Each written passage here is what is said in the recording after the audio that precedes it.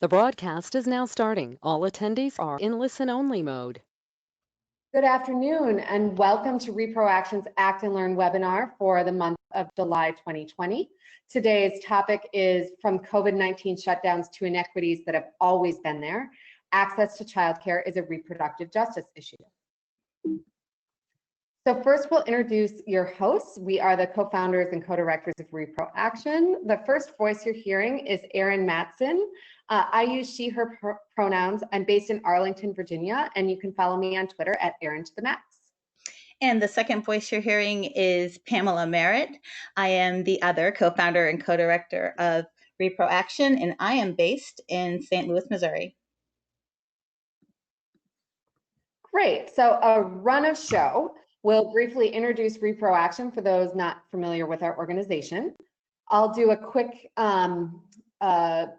setting of the scene of a childcare and education crisis, and then we'll dive into our panelists. We're really excited by the powerhouse panel that we have today. We have Charity Elwoods Barnes, who is co-founder and managing director of Interfaith Voices for Reproductive Justice, and Shauna Bartley, who's the director of community partnerships and program development, income security, and childcare early learning at National Women's Law Center.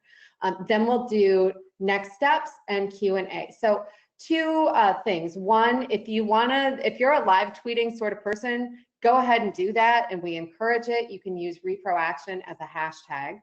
And then secondly, as far as questions are concerned, please don't wait until the end.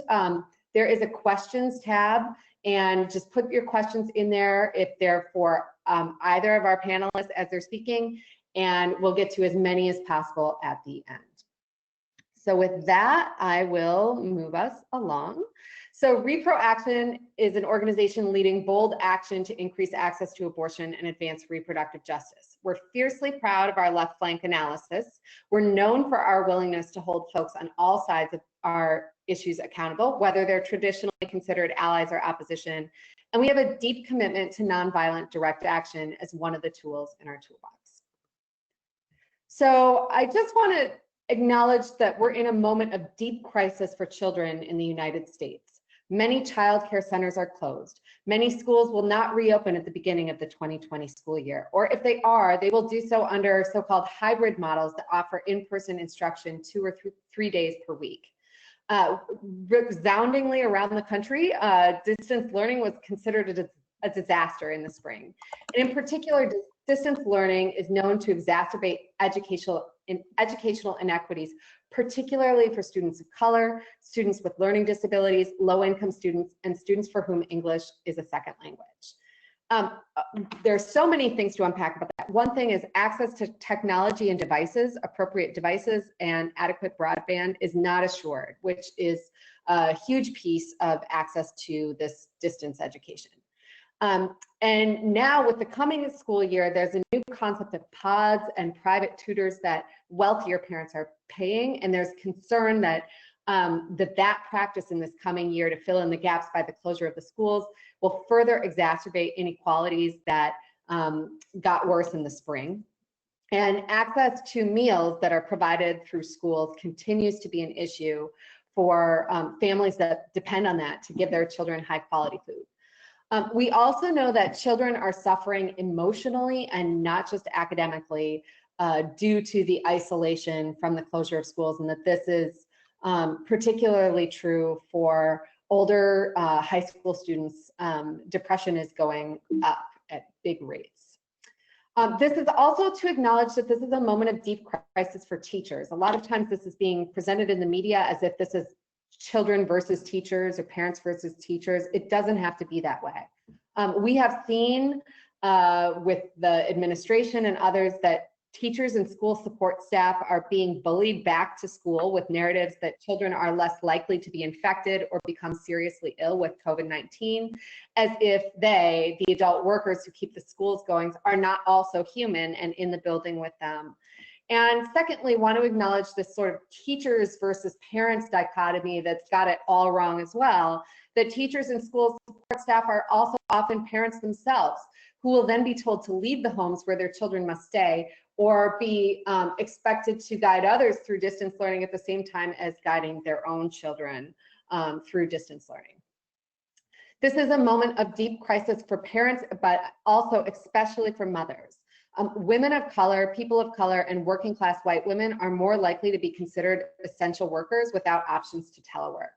We know that people of color are disproportionately becoming exposed to and dying from COVID-19, in part due to being overrepresented among what's considered essential workers, but mostly due to systemic racism, including inequities that have always existed in healthcare access and outcomes. We also know that statistically there have been a rash of studies out on multiple points of what I will just share, that statistically women are picking up the brunt of the increased duties at home that have arisen from widespread working from home and lack of childcare and in-person schooling, whether that's the child duties, childcare, or helping along as best can be done between navigating a small child's Zoom calls or supervising distance learning and providing that instruction.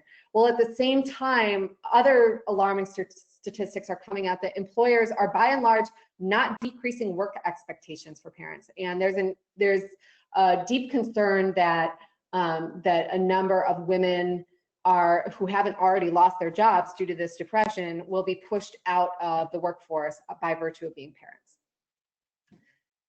Before we dive in more, I just want to be very clear, that's a picture of the infamous Memorial Day gathering at Lake of the Ozarks in my co-director's home state of Missouri. It did not have to be this way. We've seen actors from the Trump administration, this is just a headline from today, that his allies are responding with pseudoscience as US death toll hits 150,000. The refusal to put together an absolute failure of leadership to contain this virus that has happened in other countries where it's not that the virus can go away, but it can be managed, and our country did not try. And we also had leaders such as Georgia Governor Brian Kemp saying, as infections are spiking in Georgia, that a mask mandate isn't needed, that he's tried to silence Atlanta Mayor Keisha Lance Bottoms as she has tried to put a mask mandate in place to protect her city. Instead of choosing children and prioritizing children going back to school and the health and well-being of older people and people of color, what this country made a choice was to open bars. And that is what we're dealing with. And this is where I'm very excited. I will stop here and move on to our panelists. I want to acknowledge that this is not just gloom and doom. Yes, there is so much pain and crisis and suffering at this moment. At the same time, this is a true movement moment. Access to quality, affordable, and equitable childcare and education has always been deeply unfair in this country, and a reflection and key reproducer of the harsh effects of systemic racism in this country.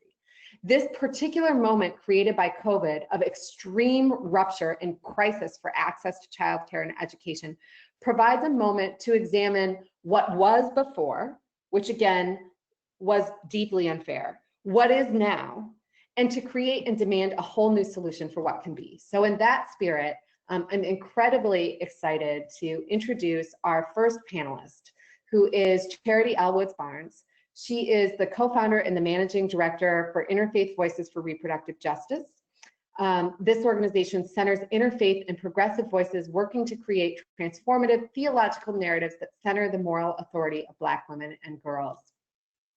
As a reproductive justice advocate and activist, her work, grounded in human rights and Black feminist theory, is at the intersection of religion and reproductive justice. Born and raised in the South, her work is grounded and informed by that experience. You can read more of Charity's bio. I won't read that all to you, but she's an incredible human being, and we're really excited to have her on the call today. Charity, welcome. Thank you so much. Thank you so much for having me, Pam and Erin, and for putting this together. This is really important for us to have this conversation. So I'm just gonna run my mouth a little bit. So tell you a little bit about the work that IVRJ does and a little bit about reproductive justice. So as Erin said, I am the co-founder and managing director of Interfaith Voices for Reproductive Justice. And we are a national RJ organization of faith. So we work at the intersection of reproductive justice and faith, but definitely specifically at the intersection of religion and reproductive justice. So we work with religious scholars, particularly Black women, religious scholars, theologians, and ethicists who are really interested in diving in and shifting the religious narrative around some of these issues in sort of this public theology space. And so that is a piece of our work. We also do some work around religious freedom as well. So that's some of the stuff we were working on before COVID, right? So we're a fairly new organization. I've been doing this work for a while. I co-founded this with 4 other Black women who have one, Toni Bond, who's one of the founding mothers of RJ, and other RJ Black women activists. And so, you know, we had our strategic planning session in January and we've got our stuff outlined, and then all of a sudden here comes COVID. And one day, Toni Bond and I were having this conversation. This was probably the first week of March. And we were like, okay, watching CNN on the phone. You know how you get on the phone with folks and you're watching CNN, and we're like, okay, this is a shit show. What is all of this stuff that's about to happen? We start, you know, we put on our RJ hat and wanting to apply a reproductive justice lens to this issue. And we said, we don't know what we're going to do. We don't know all the issues. We know this is an issue. This is an issue, but we can kind of predict what some of the fallout will be. But let's have a conversation. So we promptly reached out to Sister Song and engaged them. And since then, we have been co-anchoring a reproductive justice COVID collaborative. So when we started, we thought, once again, we'll get together, we'll talk about what we're seeing right now, maybe sort of like a rapid response, some rapid response activities. We broke out into work groups around policy, submitted some things to Congress that were really important, that also included childcare issues, healthcare, other things, access. We did some work also around funding and talking about the need to fund this work outside of the usual funding, but extra funding in this moment of COVID. And then we had a group that talked about what our RJ organizations and other organizations in the repro movement are facing right now in this moment. And so we thought, well, you know, maybe by summertime, this will have fallen off, right? Well, here we are going into August, and we are still in this terrifying place. And so we have now come back to the drawing board and say, hey, we're now looking at this going into 2021, and what are some of the things that we need to talk about that may be different from what we started out. Now we've got conversations around the vaccine and how our communities are suspicious of that, right? So there are all these other things coming up, including childcare. So I want to back up a second and just say, so I'm sure most of you all on this webinar have some familiarity with reproductive justice, but reproductive justice is a theory and a framework that was created by 12 Black women in 1994. And Loretta Ross and Dr. Toni Bond are 2 of the founding mothers that you've probably heard of, who are still very active in the RJ community and in the movement. So they founded and came together and created this theory and framework, and it's based in human rights and Black feminist theory. We talk about the human rights piece sometimes, but we don't necessarily lift up the Black feminist theory piece around that. So I always like to lift that up. And reproductive justice in its simplest form is the right to have a child, to not have a child, the right to raise your families in safe and healthy environments with all of the necessary social supports. And then the last pillar, which came a little bit later, that some people don't necessarily talk about as much, is the right to sexual pleasure, that we consider the 4th pillar. And so, you know, when we talk about reproductive justice and actualizing reproductive justice, it goes beyond just what we need in this moment. It goes beyond just what we need to survive, but it talks about what do we need to thrive in our communities, right? And everything we deal with is not isolated. Everything intersects with other issues in our life. And so none of these things are siloed. So if we're talking about affordable childcare and education, then we've got to look at everything from do women have transportation to get their kids to school? We have to talk about food. We have to talk about the environment when we talk about environmental justice and some of the things that our kids are dealing with. So we look at all of these intersectional issues that impact our ability to have a full life. And part of that is this piece around quality childcare and education. Black women are in great numbers, single mothers leading families and being the heads of families, and the economic contributor to the family, the person who makes healthcare decisions, all of that. And so the inequity piece is nothing new. I mean, I was on a virtual radio show last night, and we were talking about youth and Black youth and violence. And I was saying, we talk about that, and yes, we do need to have this discussion in our community, but we also need to talk about what are these other impacts and inequities in our systems that cause our youth to make some of the decisions or do some of the things that they do, right? And so we can't just look at things in a silo, and we can't dismiss the role of white supremacy in our institutions. And so there was this discussion back and forth, and I said, you know what?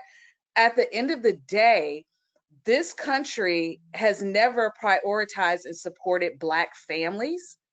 And I don't want to say traditional, right? Because I fully believe it is very important for us to define family however we define that. And in fact, it is part of us as Black people in this country to have what would be the non-traditional family, because we've had to create family when we couldn't have our own family and access family. So that's something that I definitely wanted to bring up.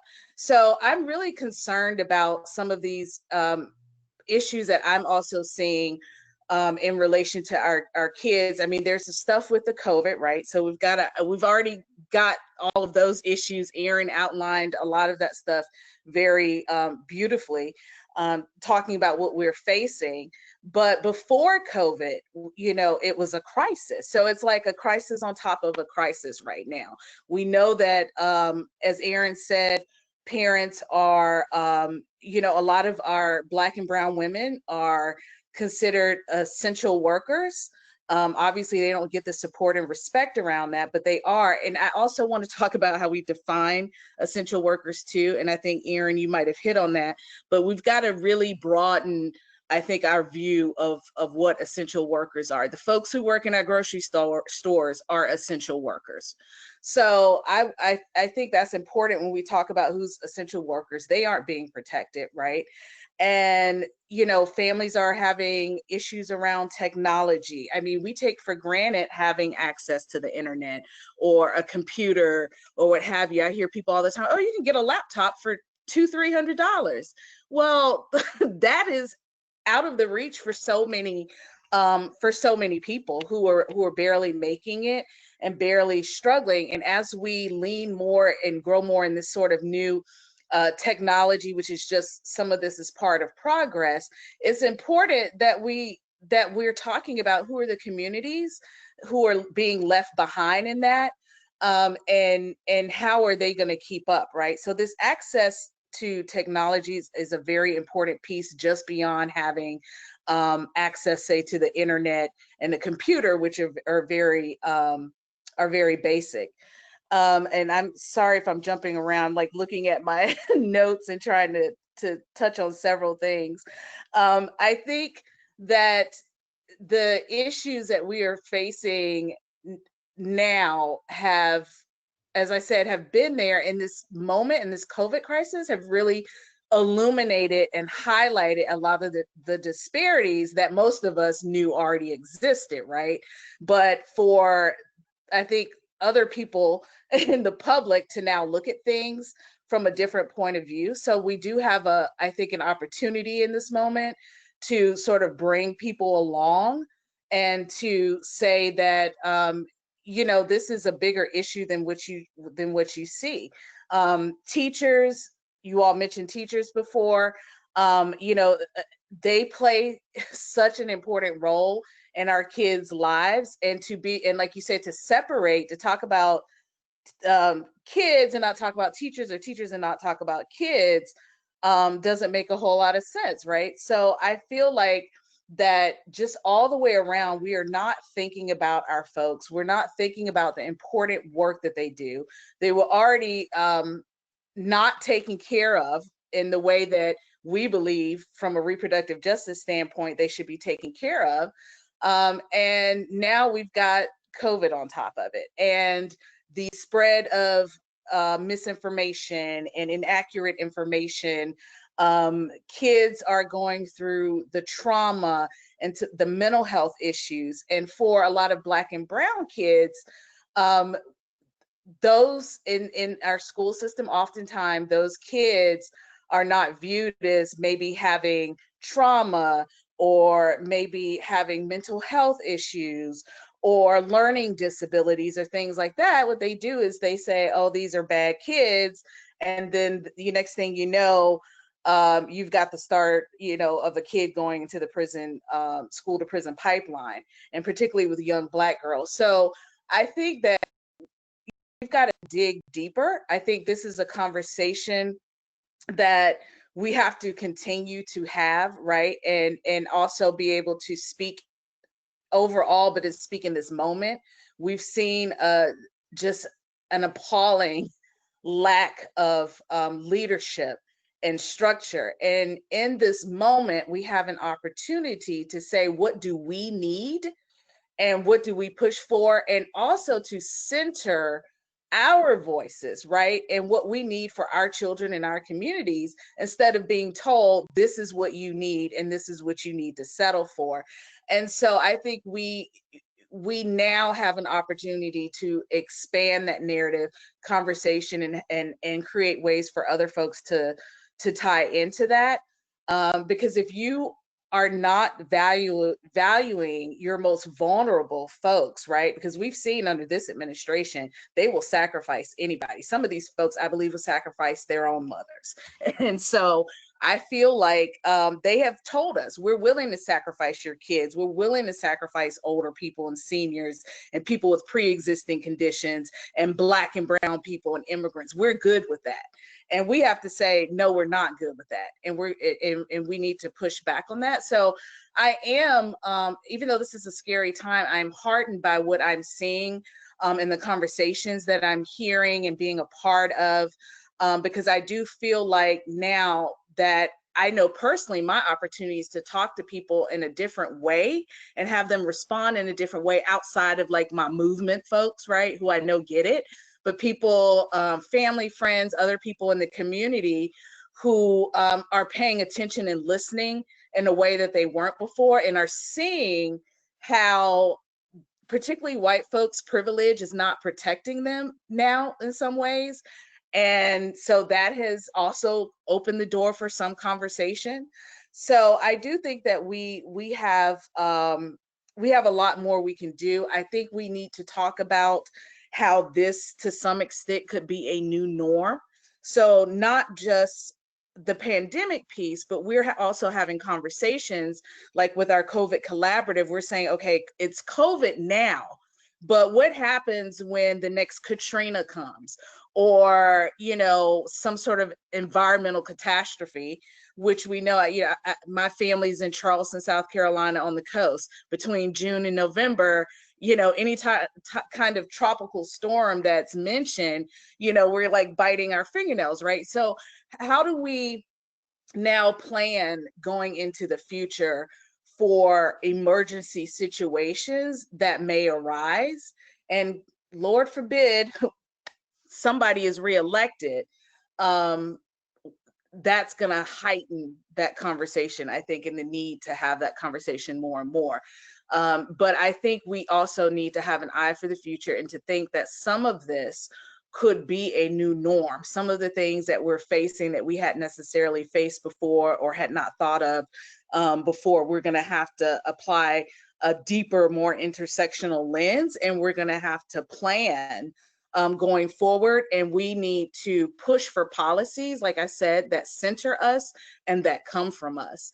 So Yeah, in faith communities, that was a question, Erin. I think you had sent me also about the role of faith communities. Once again, you know, the folks who we work with are very focused on these issues and understand that. And I read this quote the other day, and somebody said it to me also recently, that how can you love God if you don't love God's people, right? And so that is something that it really drives our scholars. And really, a lot of them are really wanting to sort of talk about family and what family looks like and the support that families and parents need. And as I said, that family could look all kinds of ways, right? But family's family. So our folks are really focused on this. They know it's an issue. They want to engage more and have these conversations and help shift the narrative, because we also know in this moment that the religious so-called right will take every advantage that they can to limit access around healthcare, education, or whatever else they can limit access to for the most vulnerable communities. They're going to do that.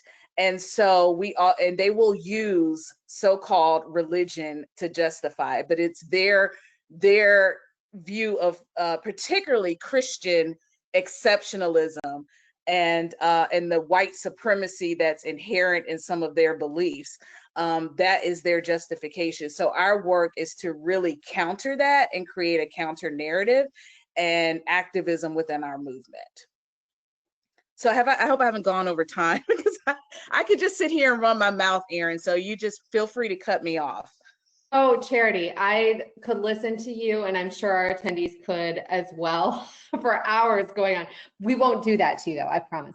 No, that was spectacular. And what I will do now is actually pass it over to Pamela to do Q&A with Shauna. Before that, I just want to highlight, if you have questions for Charity, feel free to put those in the questions box right now. We'll get to as many as possible at the end. Thank you again, Charity, for sharing your time. That was awesome. And I'll pass it to Pamela. Thank you so much, Charity and Erin. It is my pleasure to introduce Shauna Bartley, who is Director of Community Partnerships in Program Development, Income Security and Childcare Early Learning at the National Women's Law Center. She received a Master's of Science in Public Health degree in Health Policy at the Johns Hopkins Bloomberg School of Public Health in 2015. And previously, Shauna worked as a policy coordinator for reproductive justice at YWP, where she was responsible for moving a number of policy initiatives, including expanding the DC graduation requirement for health and establishing a pilot program to allow youth to distribute condoms in DC public schools. Raised in Prince George's County, Maryland, Shauna graduated from Washington University in St. Louis, woo-woo, with a bachelor's degree in anthropology and public health. During her college career, Shauna discovered her passion for sexual reproductive health and diversity awareness, with a particular emphasis on the intersection between culture and health. Welcome, Shauna. Thank you. It's so great to be here. I'm really excited to talk with you and talk a little bit about childcare. Yes. So let's dive right in. So you are Director of Community Partnerships and Program Development for Income Security and Childcare Early Learning at the National Women's Law Center. Could you please tell us about your work and highlight the intersections between income security and access to affordable, high-quality childcare and early learning?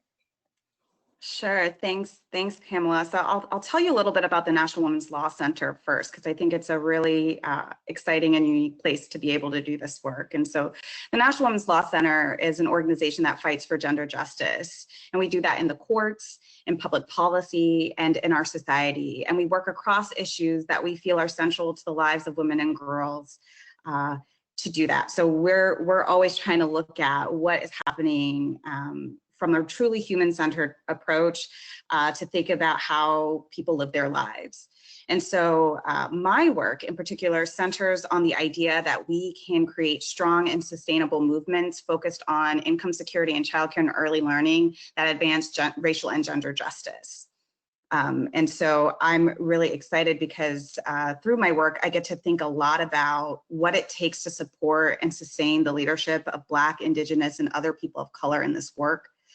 I think a lot about what it means to do that tangibly and what it looks like to amplify the leadership of those in community and in struggle together for a better life and dreaming about a better world. And so what that means when we think about income security and childcare and early learning is that we have to look at how women and families live their lives, that access to high quality, affordable, and equitable childcare is a thread in our communities that ties us together, because we were all children once. And when our kids are well taken care of, whether or not we're parenting or primary caregivers, whether or not we are childcare providers ourselves, that we benefit from access to high quality, affordable childcare. And so my hope is that through our work at the National Women's Law Center, we can construct strong linkages across the field that bring together grassroots leaders and state advocates and national organizations in a movement that really gets us to a place and to a childcare system that meets our needs as a community, that really talks about and centers the caregivers in our lives and what it takes to support their growth, leadership, and economic security. And that a movement that is more grounded in lived experiences than it is in what's easy or politically feasible or might be on the cheap, because that's kind of what the system is structured like right now. And so I'm really excited to just hearing so much of what Charity was saying earlier just resonates for what this moment has taught us about the value of caregiving and childcare in particular in our lives. Most definitely, and thank you for that. So I'm always surprised when people aren't aware of both the cost of childcare and then how critical it is to life and balancing a life and just getting out the door. So while it was bad in the first place, access and especially equitable access to quality care, childcare, and education has been a dumpster fire. So what are working families experiencing today? Oh man. Okay, dumpster fire. Yes, that is a great way to describe it. I think it's really important that we're clear here that we barely had a system prior to the pandemic. And so what limited options communities had for childcare before this are disappearing as this pandemic continues.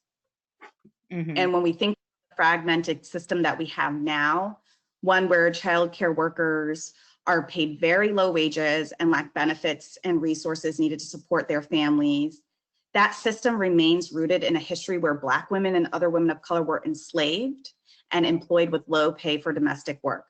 The system we have looks at childcare as an individual responsibility built on historic and harmful notions about family composition, gender roles, what constitutes work and paid labor, and it's far from the reality of the overwhelming majority of American households. And echoing Charity's point earlier, especially when we think about women-headed households and those families' ability to access childcare, we see that there's very few options available that honor families' preferences as well as their needs.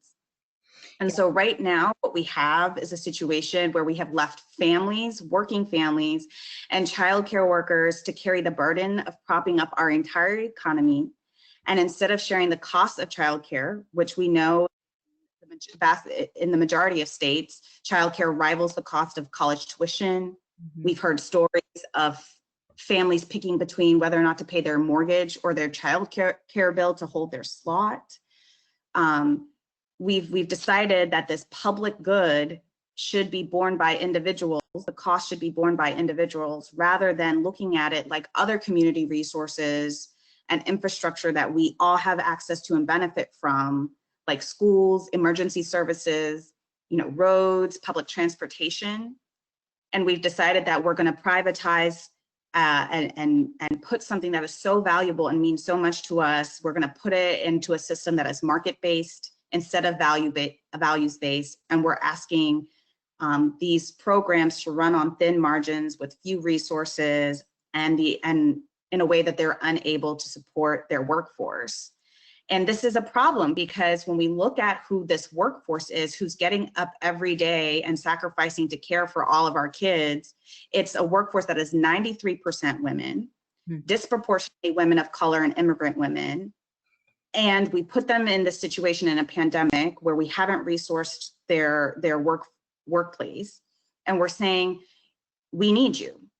When Charity was talking about who we defined as essential workers, I have yet to see many lists include childcare providers on their list of essential workers. And how do we think those other essential workers can get to work to take care of us if they don't have childcare for their kids? It's impossible.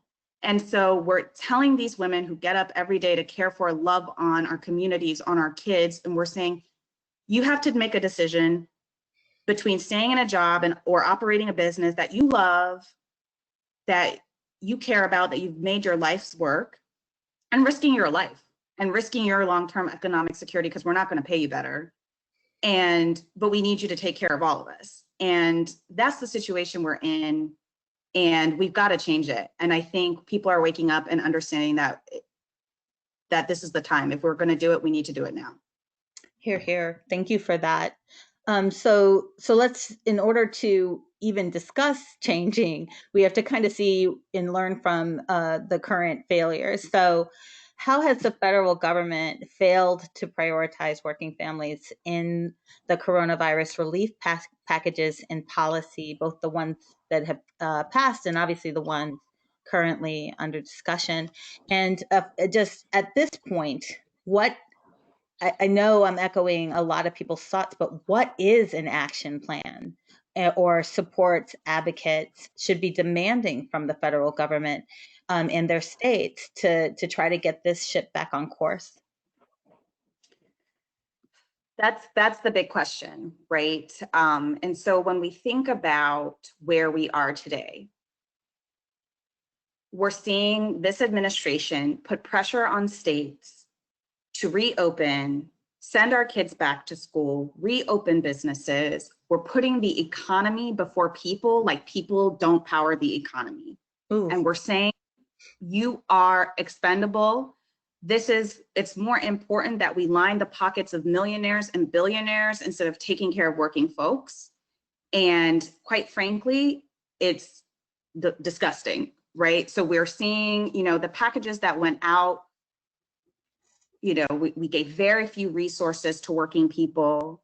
We gave lots of resources to corporations. And, at the National Women's Law Center, we did a lot of time we committed a lot of time to specifically thinking about what would we need to do to save and protect childcare in all of this? Because what we heard early on is that, particularly for folks working in childcare, that the longer they stayed closed was the less likely they would be able to ever go back to work, because it's not like another place where you close the school doors and then the government decides to reopen the school doors and then there's something might happen there, or another business where folks could close the doors and maybe come back. Or if they did unfortunately have to permanently close, that there might be another opportunity to reopen it as something else. Childcare is a specialized type of work, and a lot of people don't recognize that and what it takes to become licensed, what it takes to open a program. It's not easy. And so one of the things that came out for us was, what would it take to sustain the childcare sector through this, keep what resources we have and provide care to the other essential workers who were calling back to work to take care of us through this pandemic. And we found that it would take $9.6 billion per month. We've been closed for going on 5 months, and we have seen a loss of at least 1/3 of our workforce has been laid off that works in childcare. So far, all we've seen in terms of support is $3.5 billion. $3.5 billion, that was it. And so now, we've seen the Senate drag their feet in terms of responding to a House proposal called HEROES. The HEROES Act passed, and that had some additional supports to strengthen unemployment insurance, provide some additional nutrition and housing supports. And for childcare, at first we were really disappointed because the HEROES Act only included $7 billion in additional relief for childcare. But I'm really happy to report that as of last night, the House brought a really important bill, the Childcare is Essential Act, to the floor for a vote, along with another bill focused on childcare. So we had 2 childcare bills last night, both passed, and those bills provide more than $50 billion in support for childcare, and it is the most robust childcare funding we've seen in decades, probably since World War II. And so what we've effectively done is have the House say, we've heard you, we're hearing the stories, we're hearing from our constituents. We proposed 7, now we hear you, we're gonna say it's 50 billion. And so we're looking to the Senate, and we're saying to the Senate, what are you going to do? This week, the Senate released their proposal in response to HEROES. That includes only 15 billion for childcare. And so we're hoping that over the next couple of weeks, they'll hear from childcare providers, they'll hear from working families, they'll hear from other folks in communities, other business leaders, that in order for us to support families and make sure kids are safe, and make sure that when it's safe to reopen and safe to go back to work, that we have childcare available, that the Senate needs to get to $50 billion as well. And so the action plan is that we ask for at least $50 billion, because we know that it takes $9.6 billion per month to stabilize the sector, and we've been closed for months, and so many programs have already closed. Yes. Oh my goodness. Thank you. And just now that you think about how much per month, seeing that in contrast to the funding proposals that we've seen, it's just stunning. So thank you for that update and for that perspective. So one final question, just in the last few minutes we have, is COVID crisis creating an opportunity for long-term structural change beyond the pandemic to increase equitable access to childcare and education?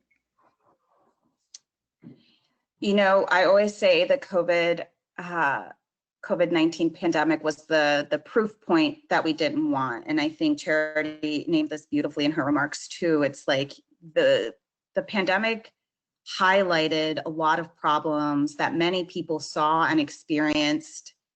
But now it's becoming really clear for other people who could either have the means or the resources not to pay attention, or that wasn't directly impacting them. And I think this is very true for the case of childcare, where we're seeing what scarce resources of childcare we had in our communities disappear, and they're not able to come back quickly.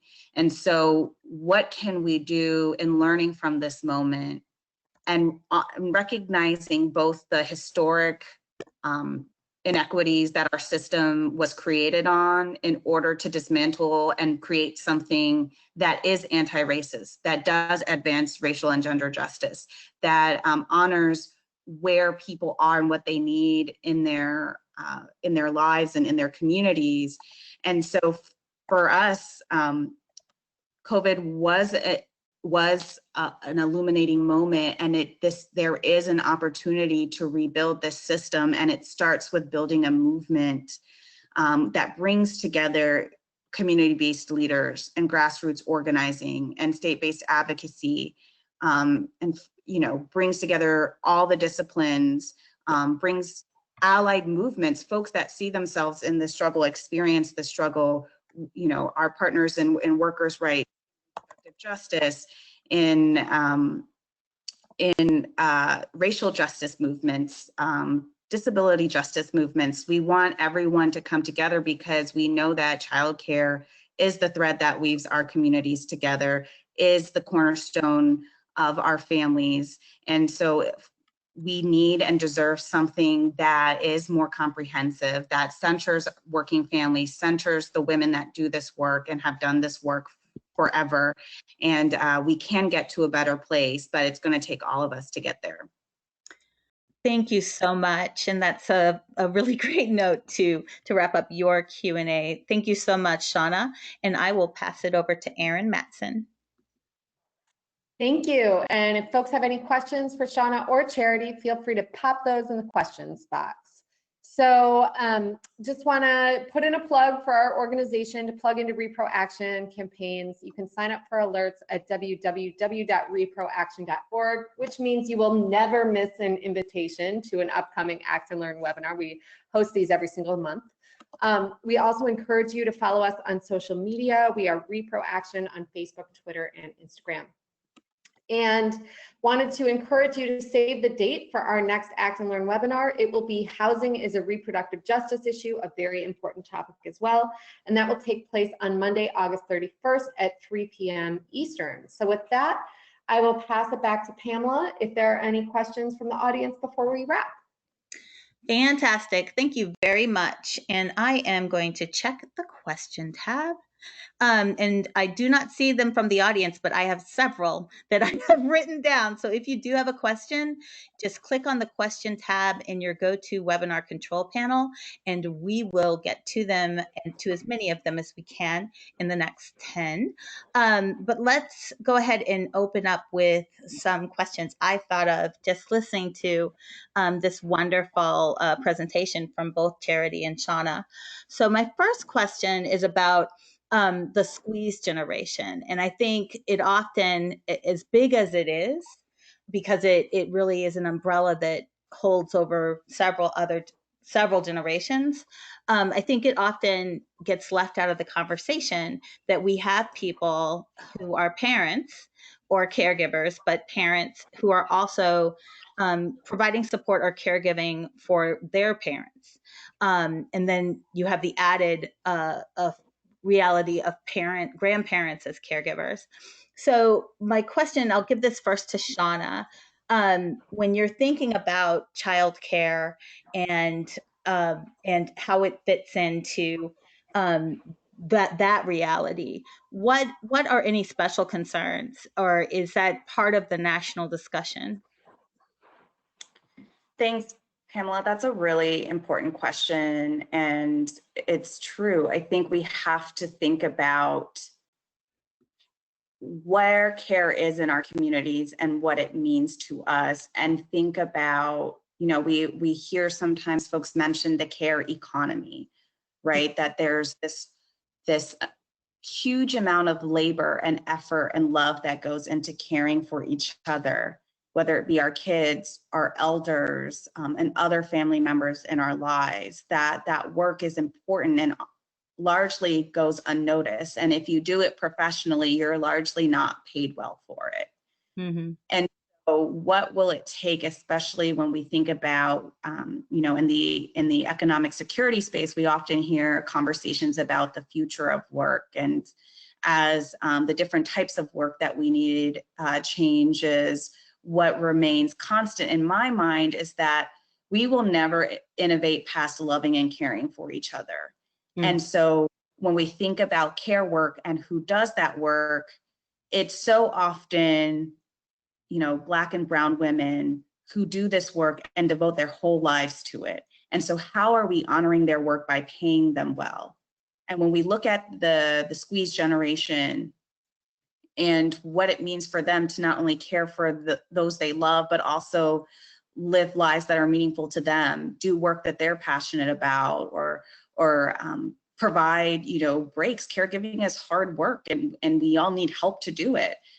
you know, how are we making sure that the care economy is strong, that we're looking at these jobs and giving them the dignity, the respect, and compensating them according to the dignity, respect, and value they bring to our lives. And so I do think that moving forward, there's a lot of opportunity to look at the future of what it's going to take to have folks age well, you know, take care of young minds and support families all around. And I think it is a bigger federal collective investment in the care economy. Thank you for that. Charity, what are your thoughts on the need to, I think in terms of that squeezed generation and what supports they might need? And as a Black woman, I'm just very aware that it is such a consistent thing, obviously not limited to Black families, but definitely is a consistent reality for so many of us. Yes, that's a great question. And Shana, your response was definitely spot on, sort of talking about the business of care. But as a Black woman who is 43 years old, and I am my mother's only child, I'm my dad's oldest child, and then I have a teenager, and then trying to deal with my own stuff, right? This sort of idea and having this broader holistic conversation and these views and analysis around care, I think is really, really important. And so I definitely identify with being sort of, we call it the sandwich generation, yes, where you've got it on both ends and trying to take care of yourself. And it's very overwhelming. And so another reason why I'm glad you asked this is because we lifted this up in a conversation I was in the other day. We were talking about the conversations around youth are really important, and what we're experiencing, young women and you know, women about my age, but we aren't really talking about the needs of women who are aging also. You know, sometimes we do talk about seniors, but I think we need to dig into that a little bit more, and particularly around what are the needs of Black and brown women, older women for care. And also when you start talking about immigrants, right? And so when you start adding these other intersections and looking at these other intersections, it is about what families need. And I think that's what Shana was saying too. Like, what is it that families need to thrive? And how do we have that sort of collective vision of a strong family, which includes a lot of things, everything from being able to define your family to being able to have the healthcare and education, food, an environment that's safe.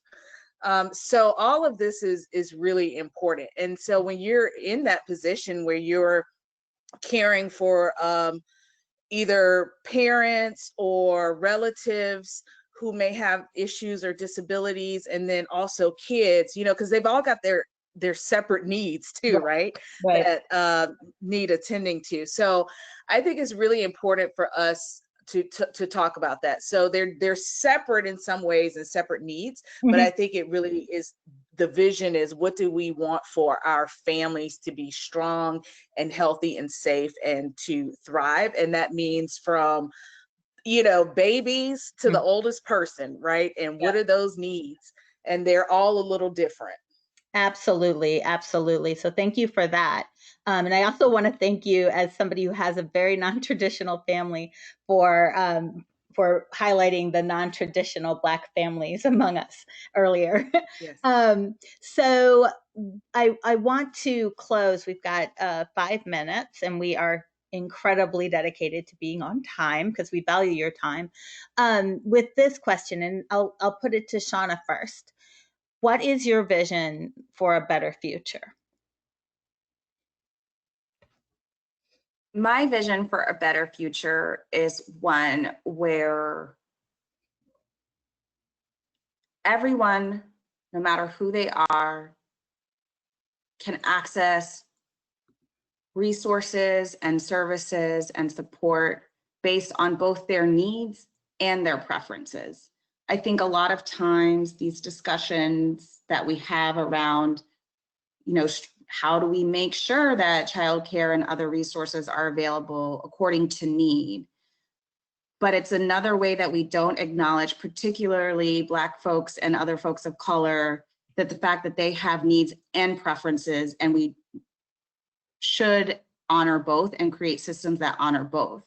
And in the context of childcare, one of the things that I always go back to is that sometimes your preference is that someone in your community, your parents, your aunties, your family, your best friend can help you care for your child. And so you want to be able to compensate them for caring for your child, for being part of that child's life, while you're at work or while you're doing other things. Mm-hmm. And we have to think about comprehensive solutions that supports people's needs and their preferences. And I'm really hopeful. I'm really hopeful that in building strong movements that will start to get creative and will design systems and supports to be able to do that. Thank you so much. And Charity, in the last 3 minutes we've got, what is your vision for a better future? Ooh, Pam. That's a big one. I have a long list, but I think overall what I would love to see first and foremost is when we look, I want us to be very clear about our systems and systems of oppression and white supremacy, mm-hmm. and how we need to talk about white supremacy outside of the context of the KKK and neo-Nazis, mm-hmm. but to really examine how white supremacy has not really permeated, really been sort of the foundation for so many of these institutions and structures and our beliefs and policies and all of that. So I think I would love for us to talk about that more and examine that white supremacy piece more. And I would love for people and families to be able to have what they need to just live full lives, right? And as I keep saying, not just to survive, but to thrive and be happy and whole. And that is everything from the basic needs around food and shelter, and there's healthcare, and there's education, and so much. And so that, that's what I would like. But it's so much more than that. So that could go on and on, right? It's true. But I feel you, and I look forward to organizing towards all of that and then some with y'all in the future. But we are coming up at time. Thank you so much to Charity Woods Barnes and to Shauna Bartley. And of course, thank you to my co-director and partner in justice, Erin Matson, for organizing this amazing and extremely timely webinar. Thank you to our attendees for your attention, and we will see you back on a webinar next month. Have a wonderful rest of your day. Thanks. Thank you. Thank you.